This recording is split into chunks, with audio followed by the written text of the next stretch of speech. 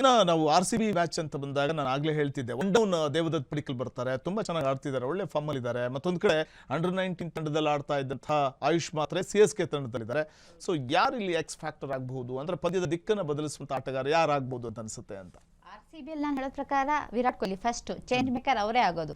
Last match ಅಲ್ಲೂ ಅವರೇ ವಿರಾಟ್ ಕೊಹ್ಲಿ ಅವರೇ ಚೇಂಜ್ ಮೇಕರ್ ಆಗಿರೋದು. ಅದಾದ್ಮೇಲೆ ಒಂದು ಬ್ಯಾಟಿಂಗ್ ಅಲ್ಲಿ ಅಂತ ಹೇಳಿ ಬಂದ್ರೆ ದೇವದತ್ ಪಡಿಕ್ಕಲ್ ಅವರು ಸಹ ತುಂಬಾ ಚೆನ್ನಾಗಿ ಆಡಿದ್ದಾರೆ, ಒಳ್ಳೆ ಪರ್ಫಾರ್ಮ್ ಮಾಡಿದ್ದಾರೆ. ಅದೇ ನೀವು ಬೌಲಿಂಗ್ ಅಲ್ಲಿ ಹೇಳೋದಾದ್ರೆ ಚೇಂಜ್ ಮೇಕರ್ ಎಕ್ಸ್ ಫ್ಯಾಕ್ಟರ್ ಇವರು ಜೇಕಬ್ ಡಫಿ ಅವರು ಆಗ್ತಾರೆ. ಅದಾದ್ಮೇಲೆ ಅವ್ರು ಇಲ್ಲದೆ ಇದ್ರೆ ಕೃಣಾಲ್ ಪಾಂಡ್ಯ ಅಥವಾ ಭುವನೇಶ್ವರ್ ಕುಮಾರ್ ಆಗುವಂತ ಚಾನ್ಸಸ್ ಇದೆ. ಅದೇ ನೀವು CSK ಟೀಮ್ ನ ಹೇಳೋದಾದ್ರೆ ನೀವೀಗ ಹೇಳಿದ್ರಲ್ಲ, ಅಂಡರ್-19 ನಲ್ಲಿ ಆಡಿದಂತ ಆಯುಷ್ ಪಾತ್ರೆ ಅವರು ಚೇಂಜ್ ಮೇಕರ್ ಆಗ್ಬಹುದು.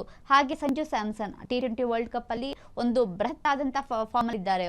ಅವರಿಂದ ಎಲ್ಲಾದ್ರೂ ಅವ್ರು ನಿಂತಿದ್ದೇ ಹೌದಂತಾದ್ರೆ ಇವತ್ತು CSK ವಿನ್ ಆಗುವಂತ ಆ ಲೆವೆಲ್ಗೆ ಕಾಂಟ್ರಿಬ್ಯೂಷನ್ ಬರಬಹುದು. ಒಬ್ರು ಕಾಲರ್ ರೆಡಿ ಇದ್ದಾರೆ, ನಾವು ಪಬ್ಲಿಕ್ ಕಾಲ್ಸ್ ಕೂಡ ಇದೆ, ಮಾತಾಡ್ಸ್ತಾ ಹೋಗೋಣ.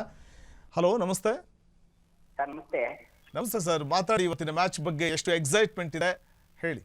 ಸರ್ ತುಂಬಾ ಖುಷಿ ಇದೆ. ನಾನೊಬ್ಬ RCB ಫ್ಯಾನು. ಏನಂದ್ರೆ ಈಗ ಪ್ರತಿ ಸಲ ನಾವು CSK ಅಥವಾ RCB ಅಂತ ಬಂದ್ರೆ ಅದೊಂಥರ ಹೆಂಗೆ ಇಂಡಿಯಾ ಪಾಕಿಸ್ತಾನ ಯಾವ ರೀತಿ ಇಲ್ಲ ಅದೇ ರೀತಿ ನಮ್ಮ ಕರ್ನಾಟಕದಲ್ಲಿ ಒಂದು ರೀತಿಯ ಉತ್ಸಾಹ ಇರುತ್ತೆ ನಮ್ಮ RCB ಮತ್ತೆ CSK ಅಲ್ಲಿ.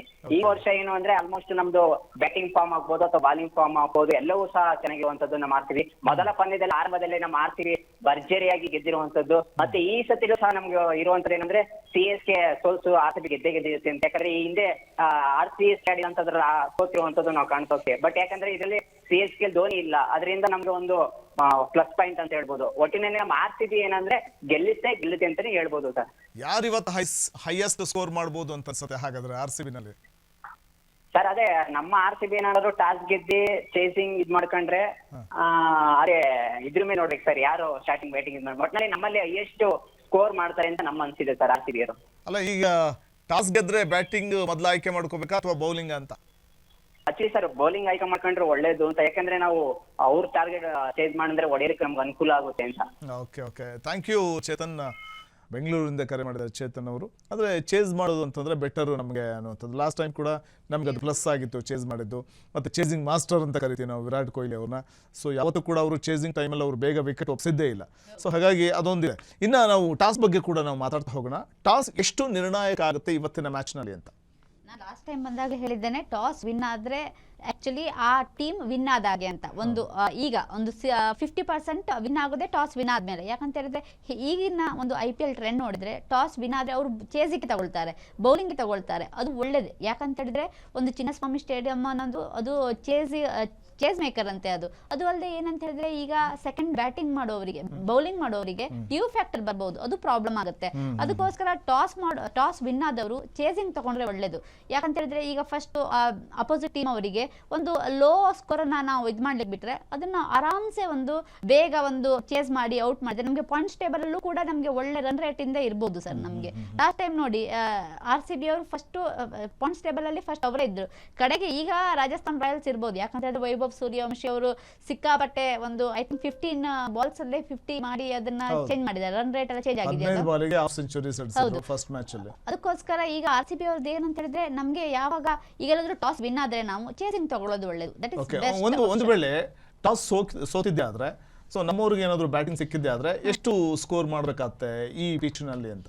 ನಮ್ಗೆ ಈಗಂತೂ ಎಲ್ಲರೂ ಫಾರ್ಮ್ ಅಲ್ಲಿ ಇದಕ್ಕೋಸ್ಕರ 235 ಅಬೌವ್ ಮಾಡಿದ್ರೆ ಒಳ್ಳೇದು. ಯಾಕಂತ ಹೇಳಿದ್ರೆ ಒಂದು ಸಲ ನಾವು ಅಷ್ಟು ಮಾಡಿದ್ರೆ ನಮ್ಗೊಂದು ಪ್ರೆಷರ್ ಇರಲ್ಲ ಸರ್. ಇಲ್ದಿದ್ರೆ ನಾವೀಗ 180 170 ಎಲ್ಲ ಮಾಡಿದ್ರೆ ನಮ್ಗೊಂದು ಪ್ರೆಷರ್ ಇರುತ್ತೆ. ನಮ್ಗೆ ಅಷ್ಟು ಒಳ್ಳೆ ಬೌಲಿಂಗ್ ಮಾಡ್ಬೇಕು. ಈಗ ಬೌಲರ್ಸ್ ಅವರಿಂದ ಅಷ್ಟು ಪರ್ಫಾರ್ಮೆನ್ಸ್ ಬರ್ಲಿಲ್ಲ ಅಂತ ಹೇಳಿದ್ರೆ ಏನಾಗುತ್ತೋ ಅಂತ ಒಂದು ಟೆನ್ಷನ್ ಇರುತ್ತೆ. ಇದು ಬ್ಯಾಟಿಂಗ್ ಪಿಚ್ ಆಗಿರೋದ್ರಿಂದ ಆ ಒಂದು ಬಿಗ್ ಸ್ಕೋರ್ ನ ರಕ್ಷಣೆ ಮಾಡ್ಕೊಳ್ಬೇಕು ಅಂತ ಅದೊಂದು ದೊಡ್ಡ ಚಾಲೆಂಜ್ ನಮ್ಮವ್ರಿಗೆ. ಹೌದೌದು. ಅದಕ್ಕೋಸ್ಕರ ನಾ ಹೇಳಿದ್ನಲ್ಲ, ಬ್ಯಾಟಿಂಗ್ ಮಾಡಿದ್ರೆ ಒಂದು ಒಳ್ಳೆ ಒಂದು ನಿರ್ಣಾಯಕವಾದಂತ ಒಂದು ರನ್ ಸ್ಕೋರ್ ಮಾಡಿದ್ರೆ ಡೆಫಿನೆಟ್ಲಿ ಅದು ಇವರಿಗೆ ಪ್ಲಸ್ ಪಾಯಿಂಟ್ ಆಗುತ್ತೆ ಸರ್.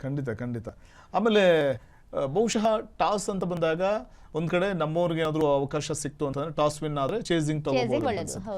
ಎಲ್ಲಕ್ಕಿಂತ ಮುಖ್ಯವಾಗಿ ತವರಿನ ಅಭಿಮಾನಿಗಳ ಬೆಂಬಲ ಎಷ್ಟು ಮಟ್ಟಿಗೆ ಪ್ಲಸ್ ಆಗುತ್ತೆ RCBಗೆ ಅಂತ ಅನ್ಸುತ್ತೆ? ನೋಡಿ ಲಾಸ್ಟ್ ಟೈಮ್ ಅಂದ್ರೆ ಲಾಸ್ಟ್ ಸೀಸನ್ ಅಲ್ಲಿ ನೋಡಿದಾಗ ನಾವು ಅವೇ ಸ್ಟೇಡಿಯಂ ಅಲ್ಲೇ ವಿನ್ ಆಗಿರೋದು ಜಾಸ್ತಿ. ಬಟ್ ಲಾಸ್ಟ್ ಸೀಸನ್ ಸ್ವಲ್ಪ ಚೇಂಜ್ ಆಯ್ತು. ಯಾಕಂತ ಹೇಳಿದ್ರೆ ಚಿನ್ನಸ್ವಾಮಿ ಸ್ಟೇಡಿಯಂ ಅಲ್ಲಿ ಆಡಿದಂತಹ ತುಂಬಾ ಮ್ಯಾಚಸ್ ನಾವು ವಿನ್ ಆದ್ವಿ. ಅದೇ ಈಗ ಈ ಸೀಸನ್ ಹೇಳೋದಾದ್ರೆ ತುಂಬಾ ಪ್ಲಸ್ ಆಗ್ತಾರೆ ಸರ್. ಅಂದ್ರೆ ಈಗ ಅಭಿಮಾನಿಗಳು ನಮ್ಮನ್ನ ಒಂದ್ ರೀತಿ ನೋಡ್ತಾ ಇದ್ದಾರೆ RCB ಅವ್ರನ್ನ. ಅದು ಅಲ್ಲದೆ ಏನಂತ ಹೇಳಿದ್ರೆ ಹಾಲಿ ಚಾಂಪಿಯನ್ಸ್ ಅವರು ತುಂಬಾ ಖುಷಿಯಲ್ಲಿದ್ದಾರೆ.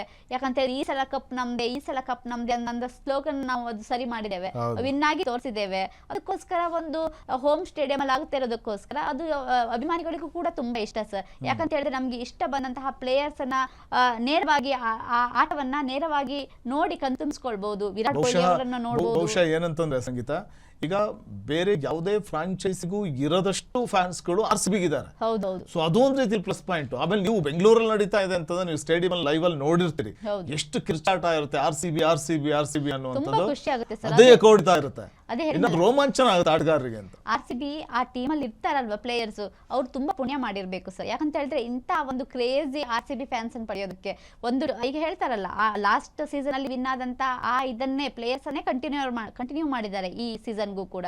ಸೊ ಅದಕ್ಕೋಸ್ಕರ ಅವರಿಗೂ ಒಂದು ಖುಷಿ ಇದೆ. ಯಾಕಂದ್ರೆ ನನಗೆ ಒಂದು ಉದಾಹರಣೆ ಕೊಟ್ಬಿಡ್ತೀನಿ. ಇಂಗ್ಲೆಂಡ್ ನ ಒಬ್ರು ಸ್ಟಾರ್ ಬ್ಯಾಟ್ಸ್ಮನ್ ಕೂಡ ಹೇಳ್ತಾರೆ, ಮಾಜಿ ಆಟಗಾರ ಆಂಡರ್ಸನ್ ಇರಬಹುದು ಅಥವಾ ಪೀಟರ್ಸನ್ ಏನೋ ಹೇಳ್ತಾರೆ. ಅವ್ರು ಹೇಳೋದು, ಬಹುಶಃ ನೀವು ಮ್ಯಾಚ್ ಕ್ರಿಕೆಟ್ ಅಂತಂದ್ರೆ ಕ್ರೇಜ್ ಏನು ಅಂತ ನೀವು ನೋಡ್ಬೇಕು ಅಂದ್ರೆ ಅದು ಬೆಂಗಳೂರಿಗೆ ಹೋಗಿ IPL ಮ್ಯಾಚ್ ನೋಡ್ಬೇಕು ಅಂತ. ಹೌದು, ಅಷ್ಟು ಖುಷಿ ಆಗುತ್ತೆ ಸರ್. ಇಲ್ಲ, ಒಂದು ಕ್ರಿಕೆಟಿಗರಿಗೆ ಅದಕ್ಕಿಂತ ದೊಡ್ಡ ಜಾಸ್ತಿ ಏನಿದೆ ಅಲ್ಲ, ಅವರು ಅಷ್ಟು ಕಷ್ಟಪಟ್ಟು ಬಂದಿರ್ತಾರೆ. ಒಂದು ಕ್ರಿಕೆಟರ್ ಆಗೋದಕ್ಕೆ ಅಷ್ಟು ಕಷ್ಟ ಇರುತ್ತೆ. ಯಾಕಂತ ಹೇಳಿದ್ರೆ ಸಿಕ್ಕಾಪಟ್ಟೆ ಒಂದು ಪ್ರಾಕ್ಟೀಸ್ ಮಾಡಿರ್ತಾರೆ. ಒಂದು ಕ್ರಿಕೆಟ್ ಟೀಮ್ ಅಲ್ಲಿ ಒಂದು BCCI ಅಲ್ಲಿ ಒಂದು ಸಿಗೋದೇ ಕಷ್ಟ. ಅದರಲ್ಲೂ IPL ಅಲ್ಲಿ ಒಳ್ಳೆ ಆಕ್ಷನ್ ಆಗಿ RCB ತಂಡಕ್ಕೆ ಬಂದಿದ್ರೆ ಅದಕ್ಕಿಂತ ಪುಣ್ಯ ಅವ್ರು ಏನ್ ಮಾಡಿರ್ಬೇಕು. ಯಾಕಂತ ಹೇಳಿದ್ರೆ ಅವ್ರನ್ನ ನಾವು ದೇವ್ರಕ್ಕಿಂತನೂ ಆ ಲೆವೆಲ್ ನೋಡ್ತೇವೆ ಸರ್ ನಾವು. ಅದು ಅಲ್ಲದೆ ಅವರಿಂದ ಒಳ್ಳೆ ಕಾಂಟ್ರಿಬ್ಯೂಷನ್, ಒಳ್ಳೆ ಪರ್ಫಾರ್ಮೆನ್ಸ್ ಬಂದದ್ದೇ ಹೌದಂತಾದ್ರೆ ಹಿ ಈಸ್ ಲೈಕ್ ಹೀರೋ ಅಂತಾನೆ ಹೇಳ್ಬೋದು. ಇನ್ನು ನಾನು CSK ತಂಡದ ಬಗ್ಗೆ ಮಾತಾಡ್ತಿದ್ದೆ. ಅಲ್ಲಿ ಬೌಲಿಂಗ್ ವಿಭಾಗ ಮತ್ತಷ್ಟು ಸ್ಟ್ರೆಂತ್ ಆಗಬೇಕಿದೆ. ಮಿಡ್ಲ್ ಆರ್ಡರ್ ನಲ್ಲಿ ಅಂದ್ರೆ ಒಂದು ಕೆಳ ಹಂತದಲ್ಲಿ ಬಂದಾಗ ಡೆತ್ ಓವರ್ಗಳಲ್ಲಿ ತುಂಬಾ ಚೆನ್ನಾಗಿ ಅದ್ಭುತವಾದ ಪರ್ಫಾರ್ಮ್ ಮಾಡೋದು ಅಂತಂದ್ರೆ ಶಿವಮ್ ದುಬೆ ಸ್ಪಿನ್ನರ್ ಗಳಿಗೂ ತುಂಬಾ ಚೆನ್ನಾಗಿ ಆಡ್ತಾರೆ. ಸೊ ಹಾಗಾಗಿ ಅವ್ರ ಬ್ಯಾಟಿಂಗ್ ಕೂಡ ತುಂಬಾ ಚೆನ್ನಾಗಿದೆ.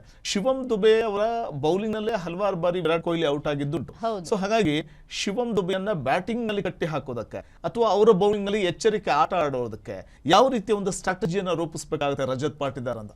ಇಲ್ಲ ನೋಡಿ, ನಾನು ಹೇಳ್ತಾ ಇದ್ದೆ ನಿಮ್ಗೆ ಬ್ರೇಕ್ ಅಲ್ಲಿ ಏನಂತ ಹೇಳಿದ್ರೆ, ಶಿವಮ್ ದುಬೆ ಅವರು ಒಂದು ಗೇಮ್ ಚೇಂಜರ್ ಆಗ್ಬಹುದು ಯಾವ್ದ್ರಲ್ಲಿ, CSK ಅಲ್ಲಿ. ಯಾಕಂತ ಹೇಳಿದ್ರೆ ಸಿಕ್ಕಾಪಟ್ಟೆ ಫಾರ್ಮ್ ಅಲ್ಲಿ ಇದ್ದಾರೆ, ಮತ್ತೆ ಅವರಿಂದ ಒಳ್ಳೆ ಕಾಂಟ್ರಿಬ್ಯೂಷನ್ ಬರ್ತಾ ಇದೆ. ಅದು ಅಲ್ಲದೆ ನಾವು RCB versus CSK match history ನೋಡೋದಾದ್ರೆ ವಿರಾಟ್ ಕೊಹ್ಲಿ ಅವರು ಎಷ್ಟೋ ಮ್ಯಾಚ್ ಅನ್ನ ಶಿವಮ್ ದುಬೆಯಿಂದನೇ ಔಟ್ ಆಗಿ ಹೋಗಿದ್ದಾರೆ. ಅದು ಅಲ್ಲದೆ ನೂರ್ ಅಹಮದ್ ಅವರಿದ್ದಾರೆ, ಖಲೀಲ್ ಅಹಮದ್ ಅವರಿದ್ದಾರೆ. ಅವರಿಂದನೂ ಕೂಡ ಅವರೆಲ್ಲರೂ ಒಂದು ಚೆನ್ನಾಗಿ ಇವತ್ತು ನಿಂತಿದ್ದೇ ಹೌದಂತಾದ್ರೆ RCB ಗೆ ದೊಡ್ಡ ಥ್ರೆಟ್ ಇದೆ sir. But only one man show ಆಗೇ ಆಗಲ್ಲ. ಯಾಕಂತ ಹೇಳಿದ್ರೆ ಯಾವುದೇ ಮ್ಯಾಚ್ ವಿನ್ ಆಗ್ಬೇಕಾದ್ರೆ ಸಂಘಟಿತ ಪ್ರದರ್ಶನ ಇರಬೇಕು, ಆಲ್ರೌಂಡರ್ ಪರ್ಫಾರ್ಮೆನ್ಸ್ ಬರಬೇಕು. ಆವಾಗ ಮಾತ್ರ ಒಂದು ಟೀಮ್ ವಿನ್ ಆಗುವಂತದ್ದಿದೆ. ಇಲ್ಲಿದ್ರೆ ಒಂದು ಮ್ಯಾಚ್ ವಿನ್ ಆಗುತ್ತೆ, ಅದಾದ್ಮೇಲೆ ಬೇರೆ ಇದಾಗಲ್ಲ. ಬಟ್ ಇದೆಲ್ಲ IPL ಅನ್ನೋದು ಒಂದು ದೊಡ್ಡ ಇನ್ನಿಂಗ್ಸ್ ಅಲ್ವಾ ಸರ್. ಇದೊಂದು ಸೀಸನಲ್ ವೈಸ್ ಆಡುವಂತದ್ದು, ಒಂದು 3 months 2 months ಇರುವಂತದ್ದು. ಇದರಲ್ಲಿ ನೀವು ಒಂದು ಮ್ಯಾಚ್ ಅಲ್ಲಿ ಒಂದು ಒಳ್ಳೆ ರೀತಿಯಲ್ಲಿ ಕಾಂಟ್ರಿಬ್ಯೂಟ್ ಮಾಡೋದಲ್ಲ, ಪ್ರತಿಯೊಂದು ಮ್ಯಾಚ್ ಅಲ್ಲೂ ಒಂದು ಆಲ್ರೌಂಡರ್ ಪರ್ಫಾರ್ಮೆನ್ಸ್ ಬಂದ ಒಂದು ಟೀಮೇ ಲಾಸ್ಟ್ ಪ್ಲೇ ಆಫಿಗೆ ಹೋಗುತ್ತೆ, ಸೆಮಿಫೈನಲ್ಗೆ ಹೋಗುತ್ತೆ, ಅದಾದ್ಮೇಲೆ ಫೈನಲ್ ಹೋಗುತ್ತಲ್ವಾ. ಸೊ ಅದಕ್ಕೋಸ್ಕರ ಶಿವಮ್ ದುಬೆ ಅವರು ಒಂದು ಬ್ಯಾಟರ್ಸ್ ಆಗಿಯೂ ತುಂಬಾ ಒಳ್ಳೆ ಪರ್ಫಾರ್ಮ್ ಮಾಡ್ತಾ ಇದ್ದಾರೆ, ಬೌಲರ್ಸ್ ಆಗಿಯೂ ಕೂಡ ಅವರಿಂದ ಒಳ್ಳೆ ಆದಂತಹ ಒಂದು ಇದು ಬರ್ತಾ ಇದೆ, ಕಾಂಟ್ರಿಬ್ಯೂಷನ್ ಬರ್ತಾ ಇದೆ ಸರ್. S, thank you. ಇಷ್ಟೊತ್ತು ಕೂಡ ತಾವು ಭಾಗವಹಿಸಿ ನಮ್ಮ ಸ್ಟುಡಿಯೋಗೆ ಬಂದು ಇವತ್ತಿನ ಮ್ಯಾಚ್ ಬಗ್ಗೆ ಮತ್ತೆ ಈ ಪ್ರೀವಿಯಸ್ ಮ್ಯಾಚ್ ಬಗ್ಗೆ ಕೂಡ ಮಾತಾಡಿದ್ರಿ. Once again thank you. So ಹಾಗೆ RCB ಇವತ್ತು ಗೆದ್ದು ಬೀಗ್ಲಿ, CSK ನಡುವಣ RCB ಪಂದ್ಯದಲ್ಲಿ RCB ಮೇಲುಗೈ ಸಾಧಿಸಲಿ, ಗೆಲ್ಲಲಿ ಅಂತ ಈ ಸಂದರ್ಭದಲ್ಲಿ ನಾವು ಕೂಡ ಹಾರೈಸ್ತೀವಿ. ಇದಾಗಿತ್ತು ಈ ಹೊತ್ತಿನ ವಿಶೇಷ ನೇರ ಪ್ರಸಾರ ಕಾರ್ಯಕ್ರಮ IPL ಹಂಗಾಮ. ನೋಡ್ತಾ ಇರಿ ಫ್ರೀಡಮ್ ಟಿವಿ, ಇದು ಜನಸಾಮಾನ್ಯರ ಚಾನೆಲ್.